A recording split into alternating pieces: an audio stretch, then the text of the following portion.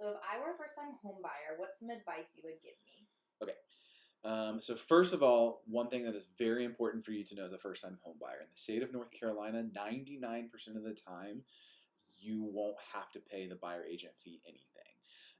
The seller of the home that you choose actually typically pays for the buyer agent. And even if you did find a home that you were interested in where the seller was not willing to, most of the time I'd be able to help negotiate that out. So first of all, know that working with a buyer agent is 100% free. Most people don't know that, so it's just good advice up front. Also, most people will look on Zillow or Trulia or Realtor.com for searching. While those are great platforms to use, whenever you work with a buyer agent, I would be able to set you up on different searches through what's called MLS, which is multiple listing services. Every agent that's out there that's representing a seller will put it into MLS, and that just distributes it out to all of those other websites. And so I can actually create a portfolio, a profile specific for you where you're going to get instant notification the second a new listing or a new match hits the market. So in this market, it is still a seller's market, and so properties tend to fly off the market like 1 to 2 days. It's not uncommon. So it's very important to get plugged in so that you guys are going to be the very first one to know when it's available. And then you can call me and say, hey, Aaron, I really love 123 Main Street. Can I go see it? And I can help make sure that you get to see it before most people even see it and notice it on Zillow. So that's an amazing, important thing. Also, it's important to know about the different financing options that you have. First-time home buyers don't really know how to move forward with a home sale. So I have different lenders that I recommend and I work with that do an amazing job. So I can get you plugged in with them. They can answer all your financing questions. They'll talk about what kind of loan program works best for you, talk about credit scores, all kinds of different things. But just the overall know that conventional is a common one.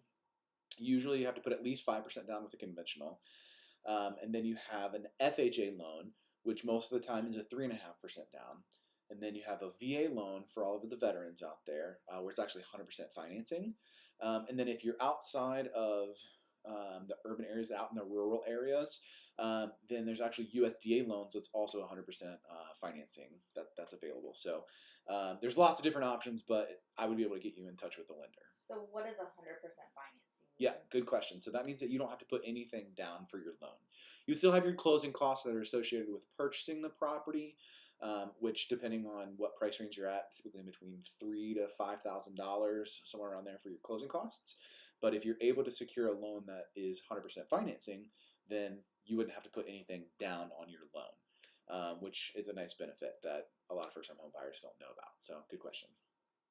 Another thing that's important to know as a first-time home buyer is just what the process looks like. So we go out there, we find the house that you love, you're ready to write a contract, we get you under contract, and then what? So there's a long list of different things that I will do as your buyer agent to help you through the entire process and make it as stress-free and easy for you as possible.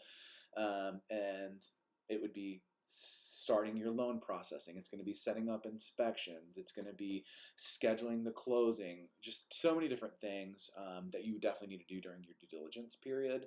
And again, that's what we would be able to help you through because it's a lot and I don't want you to mess it up.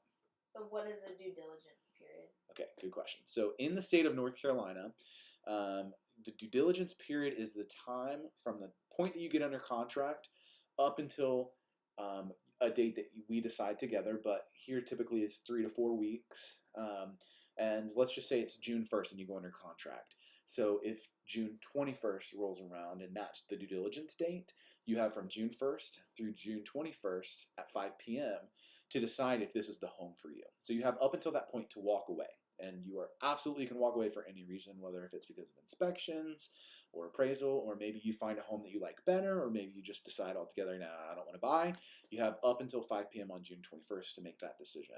But after that, then you're officially bound to the contract and you can't terminate. So that's why there's lots of things that we want to make sure that we get done before the end of your due diligence so that you can make the best decision for you. So, and I'd be able to help you through that. So just know that as a first-time home buyer.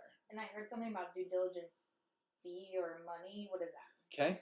All kinds of good questions. All right, so there's typically with an offer in North Carolina, there's 2 different deposits that you would write down at point of your offer. So it's all negotiable as well, but the due diligence fee and the earnest money fee are the two different deposits.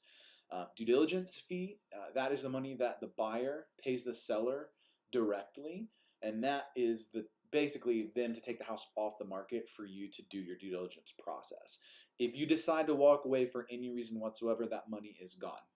It goes directly to the seller. They cash it immediately as soon as they accept the offer. So just know that that goes to them. Then you have your earnest money fee, and that is money that is held in a trust account, typically with your closing attorney, and that just basically puts it up front. It's for seller's protection in case you decide to walk away after the due diligence, or if you breach contract or something like that. So due diligence fee and earnest money fee. If you move forward with the sale, both of those get applied to the total final sales price. So it does get applied to the sale still if you decide to move forward. And if you did decide to walk away in your due diligence period, you get your due diligence goes away, but you get your earnest money back most of the time. And then if you breach contract, then both of your deposits are gone. So there's so much to know, and that's why it's very important to get an agent, and we're here to help you through that whole process. So, yeah. Cool. Thanks. You're welcome.